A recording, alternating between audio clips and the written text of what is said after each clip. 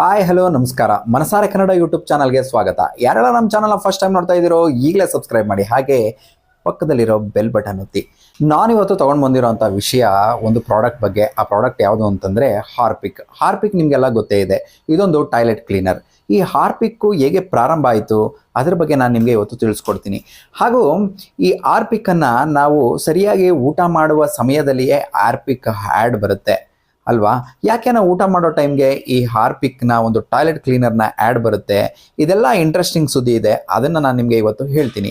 ಬನ್ನಿ. ಹಾರ್ಪಿಕ್ 1932ರಲ್ಲಿ ಹಾರ್ಪಿಕ್ಕನ್ನು ಕಂಡುಹಿಡಿಯಲಾಗುತ್ತೆ. ಇದನ್ನು ಕಂಡುಹಿಡಿದವ್ರು ಯಾರು? 1932ರಲ್ಲಿ ಹ್ಯಾರಿ ಪಿಕಪ್ ಅನ್ನೋರು ಈ ಹಾರ್ಪಿಕ್ಕನ್ನು ಕಂಡುಹಿಡಿತಾರೆ. ಹಾರ್ಪಿಕ್ಕನ್ನು ಕಂಡುಹಿಡಿದವರು ಇವರೇ, ಹ್ಯಾರಿ ಪಿಕಪ್. ಇವರು ಕೆಲವೊಂದು ವೇಸ್ಟ್ ಪ್ರಾಡಕ್ಟ್ಗಳಿಂದ ಅದಕ್ಕೆ ನೀರನ್ನು ಮಿಕ್ಸ್ ಮಾಡಿ ಒಂದು ಪವರ್ಫುಲ್ ಹಾರ್ಪಿಕ್ ಎನ್ನುವಂತಹ ಒಂದು ಲಿಕ್ವಿಡನ್ನು ಕಂಡುಹಿಡಿತಾರೆ. ಇವರು ಬ್ರಿಟಿಷ್ ಇಂಜಿನಿಯರ್ ಆಗಿರ್ತಾರೆ. ಇವರು ಕಂಡುಹಿಡಿದಂಥ ಹಾರ್ಪಿಕ್ ಆಗಿನ ಕಾಲದಲ್ಲಿ, ಅಂದರೆ ಇವರು ಕಂಡುಹಿಡಿದಿದ್ದು 1932ರಲ್ಲಿ, ಇದು ಮಾರ್ಕೆಟ್ಗೆ ಲಗ್ಗೆ ಇಡುತ್ತೆ. ಈ ಹಾರ್ಪಿಕ್ಕು ಕೇವಲ ಟಾಯ್ಲೆಟ್ ಕ್ಲೀನರ್ಗೋಸ್ಕರ ಅಂತ ಇವರು ಇದನ್ನು ಕಂಡುಹಿಡಿತಾರೆ. ಯಾಕಂದರೆ ಆಗಿನ ಕಾಲದಲ್ಲಿ ಕ್ಲೀನಿಂಗ್ ಅಂತ ಬಂದಾಗ ಎಲ್ಲದಕ್ಕೂ ಒಂದೇ ರೀತಿಯಾದಂತಹ ಲಿಕ್ವಿಡನ್ನು ಉಪಯೋಗಿಸ್ತಾ ಇರ್ತಾರೆ. ಆ ಸಂದರ್ಭದಲ್ಲಿ ಟಾಯ್ಲೆಟ್ ಕ್ಲೀನಿಂಗ್ಗೋಸ್ಕರನೇ ಇವರು ಹಾರ್ಪಿಕ್ ಎನ್ನುವಂತಹ ಒಂದು ಲಿಕ್ವಿಡನ್ನು ಕಂಡುಹಿಡಿತಾರೆ. ಇವರ ಹೆಸರು ಹ್ಯಾರಿ ಪಿಕಪ್ ಆಗಿರೋದ್ರಿಂದ ಹಾರ್ಪಿಕ್ಗೆ ಆ ಹೆಸರನ್ನು ಜೋಡಣೆ ಮಾಡಿ ಹಾರ್ಪಿಕ್ ಅಂತ ಇಡಲಾಗುತ್ತೆ. ಇನ್ನು ಇದು ಮಾರ್ಕೆಟ್ಗೆ ಹೇಗೆ ಬಂತು ಹಾರ್ಪಿಕ್ಕು, ಮತ್ತೆ ಹಾರ್ಪಿಕ್ ಯಾಕೆ ನಾವು ಊಟ ಮಾಡೋ ಟೈಮಲ್ಲೇ ಹಾರ್ಪಿಕ್ನ ಅಡ್ವರ್ಟೈಸ್ ಬರುತ್ತೆ, ಇದನ್ನ ನೋಡೋಣ ಬನ್ನಿ. 1970ರಲ್ಲಿ ಈ ಹಾರ್ಪಿಕ್ ಭಾರತಕ್ಕೆ ಬರುತ್ತೆ. ಭಾರತಕ್ಕೆ ಬಂದ ನಂತರ ಇಲ್ಲಿ ಇಂಡಿಯಾದಲ್ಲಿ ಏನಾಗಿರುತ್ತೆ ಅಂತಂದ್ರೆ ಲಿಕ್ವಿಡನ್ನು ಯೂಸ್ ಮಾಡ್ತಾ ಇರ್ತಾರೆ ಫ್ಲೋರ್ ಕ್ಲೀನಿಂಗ್ಗೆ ಮತ್ತೆ ಟಾಯ್ಲೆಟ್ ಕ್ಲೀನಿಂಗ್ ಎಲ್ಲದಕ್ಕೂ. 1970ರಲ್ಲಿ ಹಾರ್ಪಿಕ್ ಭಾರತಕ್ಕೆ ಲಗ್ಗೆ ಇಡುತ್ತೆ.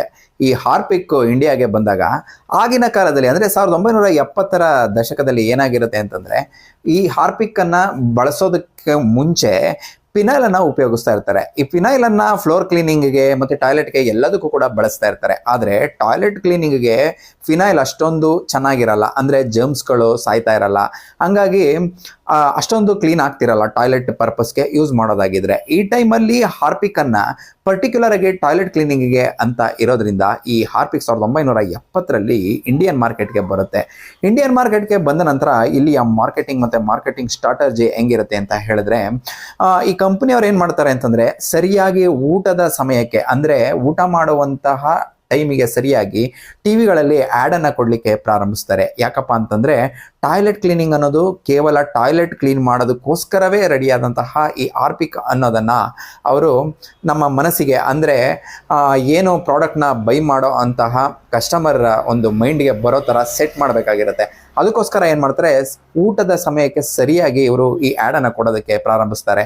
ಆವಾಗ ಪ್ರತಿಯೊಬ್ಬರಿಗೂ ಇದು ಟಾಯ್ಲೆಟ್ ಕ್ಲೀನಿಂಗ್ಗೋಸ್ಕರ ಬಳಸುವಂತಹ ಒಂದು ಲಿಕ್ವಿಡ್ ಅನ್ನೋದು ಮನದಟ್ಟಾಗುತ್ತೆ. ಹಾಗೂ ಹಾರ್ಪಿಕ್ಕು ಯಾವ ರೇಂಜ್ಗೆ ಇದು ಪಾಪ್ಯುಲಾರಿಟಿಯನ್ನು ಪಡ್ಕೊಳ್ಳುತ್ತೆ ಅಂತ ಹೇಳಿದ್ರೆ, ನಾವು ಅಂಗಡಿಗೆ ಹೋಗ್ಬಿಟ್ಟು ಟಾಯ್ಲೆಟ್ ಕ್ಲೀನರ್ ಕೊಡಿ ಅಂತ ಕೇಳೋದ್ರ ಬದಲು ಹಾರ್ಪಿಕ್ ಕೊಡಿ ಅನ್ನೋ ಅಷ್ಟು ಲೆವೆಲ್ಗೆ ಇದು ರೀಚ್ ಆಗುತ್ತೆ. ಇವತ್ತಿಗೂ ಕೂಡ ನಾವು ಟಾಯ್ಲೆಟ್ ಕ್ಲೀನರ್ ಕೊಡಿ ಅಂತ ಬಳಸೋದಕ್ಕಿಂತ ನಾವು ಶಾಪ್ಗೆ ಹೋಗ್ಬಿಟ್ಟು ನಾವು ಕೇಳೋದಿದ್ದೇನೆ, ಹಾರ್ಪಿಕ್ ಕೊಡಿ ಅಂತ ಕೇಳ್ತೀವಿ. ಹೀಗೆ ಹಾರ್ಪಿಕ್ ಅನ್ನೋದು ನಮ್ಮ ಇಂಡಿಯನ್ ಮಾರ್ಕೆಟ್ಗೆ ಬಂದು ಪಾಪ್ಯುಲಾರಿಟಿಯನ್ನು ಪಡ್ಕೊಂತು. ಈ ಹಾರ್ಪಿಕ್ನ ಬಾಟಲ್ ಬಂದು ಬ್ಲೂ ಕಲರ್ ಹಾಗೂ ಇದರ ಕ್ಯಾಪ್ ರೆಡ್ ಕಲರ್. ನೋಡಿ, ಈ ಹಾರ್ಪಿಕ್ಗೆ ಯಾವ ರೀತಿ ಬ್ಲೂ ಕಲರ್ ಬಾಟಲ್ಗೆ ರೆಡ್ ಕಲರ್ ಕ್ಯಾಪನ್ನು ಹಾಕ್ತಾರೆ, ಇದಕ್ಕೂ ಕೂಡ ಒಂದು ರೀಸನ್ ಇದೆ. ಇನ್ನು ಮಾರ್ಕೆಟಲ್ಲಿ ಪ್ರತಿಯೊಬ್ಬ ಗ್ರಾಹಕರನ್ನು ಅಟ್ರಾಕ್ಟ್ ಮಾಡೋದಕ್ಕೋಸ್ಕರ ಬ್ಲೂ ಮತ್ತು ರೆಡ್ಡನ್ನು ಬಳಸಲಾಗುತ್ತೆ. ಯಾಕೆಂದರೆ ಬ್ಲೂ ಮತ್ತು ರೆಡ್ಡು ನೋಡಿದ ತಕ್ಷಣ ಎದ್ದು ಕಾಣಿಸುತ್ತೆ ಅನ್ನೋ ಒಂದು ರೀಸನ್ಗೆ. ಅಷ್ಟೇ ಅಲ್ಲ, ಆ ದಿನ ಅವರು ಯೂಸ್ ಮಾಡಿದಂತಹ ಈ ಸ್ಟ್ರಾಟಜಿ ಇವತ್ತಿಗೂ ಕೂಡ ಯಾವುದೇ ಕಂಪ್ನಿಯ ಯಾವುದೇ ಬ್ರ್ಯಾಂಡ್ನ ಟಾಯ್ಲೆಟ್ ಕ್ಲೀನರ್ ಆಗಿ ಬಂದರೂ ಕೂಡ ಅವರು ಜಾಸ್ತಿ ಬ್ಲೂ ಬಾಟಲ್ಗೆ ರೆಡ್ ಕ್ಯಾಪನ್ನೇ ಯೂಸ್ ಮಾಡ್ತಾರೆ. ನೀವು ಕೂಡ ಗಮನಿಸಿರ್ಬೋದು ಮಾಲ್ಗಳಲ್ಲಿ, ಅಥವಾ ನೀವು ಹಾರ್ಪಿಕ್ಕನ್ನು ಕೊಂಡ್ಕೊಳ್ಳೋದಕ್ಕೆ ಹೋದಾಗ ನೀವು ಅಬ್ಸರ್ವ್ ಮಾಡಿ, ಬ್ಲೂ ಬಾಟಲ್ಗೆ ರೆಡ್ ಕ್ಯಾಪ್ ಇದ್ದೇ ಇರುತ್ತೆ.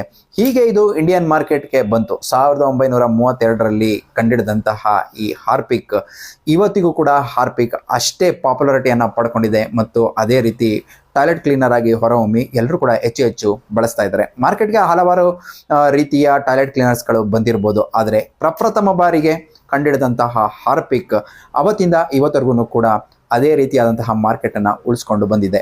ನೋಡಿದ್ರಲ್ಲ ಈ ಹಾರ್ಪಿಕ್ ಹೇಗೆ ಹುಟ್ಟಿತು, ಹಾರ್ಪಿಕ್ಕನ್ನು ನಾವು ಟಾಯ್ಲೆಟ್ ಕ್ಲೀನರ್ಗೋಸ್ಕರನೇ ಏನಕ್ಕೆ ಬಳಸ್ತೀವಿ ಅಂತ. Thank you so much. ಇಷ್ಟೊತ್ತು ನಮ್ಮ ವಿಡಿಯೋವನ್ನು ನೋಡಿದ್ದಕ್ಕೆ ಧನ್ಯವಾದಗಳು. ಮತ್ತಷ್ಟು ವಿಡಿಯೋದೊಂದಿಗೆ ಮತ್ತಷ್ಟು ಮಾಹಿತಿಯೊಂದಿಗೆ ನಾನು ನಿಮಗೆ ಮತ್ತೆ ಸಿಗ್ತೀನಿ ಅಂತ ಹೇಳ್ತಾ ಇಲ್ಲಿಯವರೆಗೂ ವಿಡಿಯೋ ವೀಕ್ಷಿಸಿದ ಎಲ್ಲರಿಗೂ ಕೂಡ ಧನ್ಯವಾದಗಳು. Thank you.